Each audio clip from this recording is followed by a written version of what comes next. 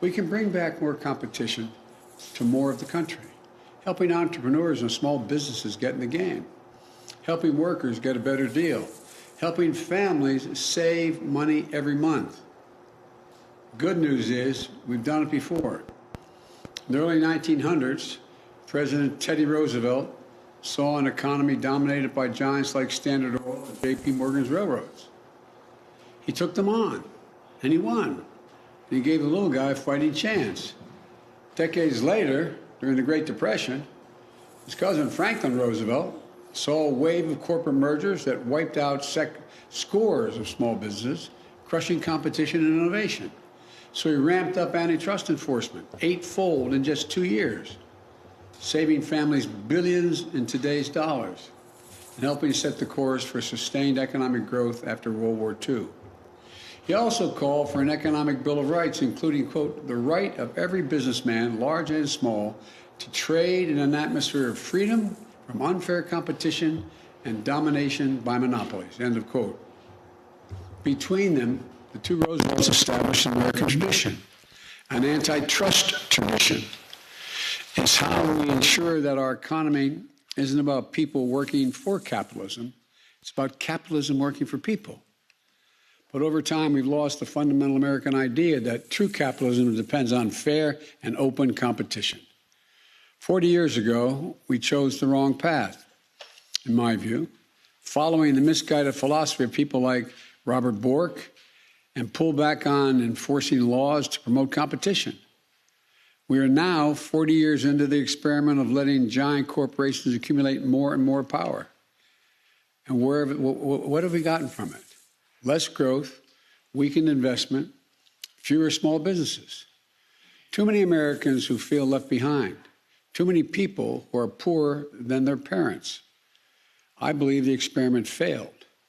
We have to get back to an economy that grows from the bottom up and the middle out. The executive order I'm soon going to be signing commits the federal government to full and aggressive enforcement of our antitrust laws. No more tolerance for abusive actions by monopolies. No more bad mergers that lead to mass layoffs, higher prices, fewer options for workers and consumers alike. My executive order includes 72 specific actions.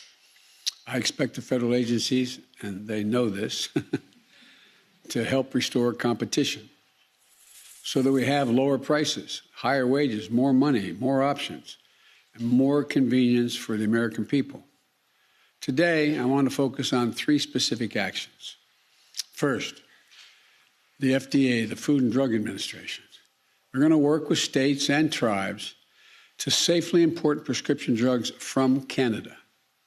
That's just one of many actions in the executive order that will lower prescription drug prices. Second, the FDA is going to issue rules so that hearing aids can be sold over the counter. That's something the last administration was supposed to have done but didn't do. We're going to get it done. After these rules go into effect, a pair of hearing aids could cost hundreds of dollars, not thousands. And you'll be able to pick them up at your local drugstore. Third, we're going to improve competition for workers. I've talked a lot about non-compete agreements, contracts that say you can't take another job in your field even if you get a better deal. I made a speech, I was just reminiscing with my staff, back in 2018 at the Brookings Institution, where I talked about the non-compete clauses that were just, I found to be absolutely ridiculous, but how prevalent they were throughout industries. At least 1 in 3 businesses require their workers to sign a non-compete agreement.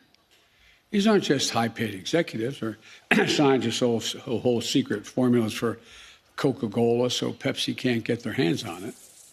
The recent study found 1 in 5 workers without a college education is subject to non-compete agreements.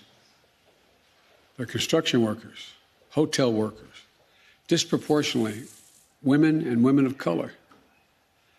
Think of the 26-year-old employee at a company. She's a star worker, but she isn't being treated right. She's underpaid, passed over for promotions. Competitor across the street knows it, but wants to bring her in at a higher wage, but she can't do it. Her company threatens legal action over a non-compete clause she had to sign in order to get hired in the first place. She can't afford a lawyer for help, so she's locked in. Imagine if you're in her shoes. You'd feel powerless, disrespected, bullied, trapped. That's not right. Workers should be free to take a better job if someone offers it. If your employer wants to keep you, he or she should have to make it worth your while to stay. That's the kind of competition that leads to better wages and greater dignity of work. Look, I'm not going to go into it now, but I used to talk about, there's non-compete clauses or people running the machines that lay down asphalt. If, in fact, you get offered a job and you have you're in Arkansas doing it, a lot of specific examples, you can't take a job in West Texas to do it. What in the hell does that have to do with anything? No, I'm serious. Or there were clauses in McDonald's contracts. You can't leave Burger King to go to McDonald's. Come on. Is there a trade secret about what's inside that patty? No, but I'm serious. I don't know whether you do know. I didn't know till 5 years ago the incredible number of non-compete clauses for ordinary people who is done for one reason: to keep wages low. Period.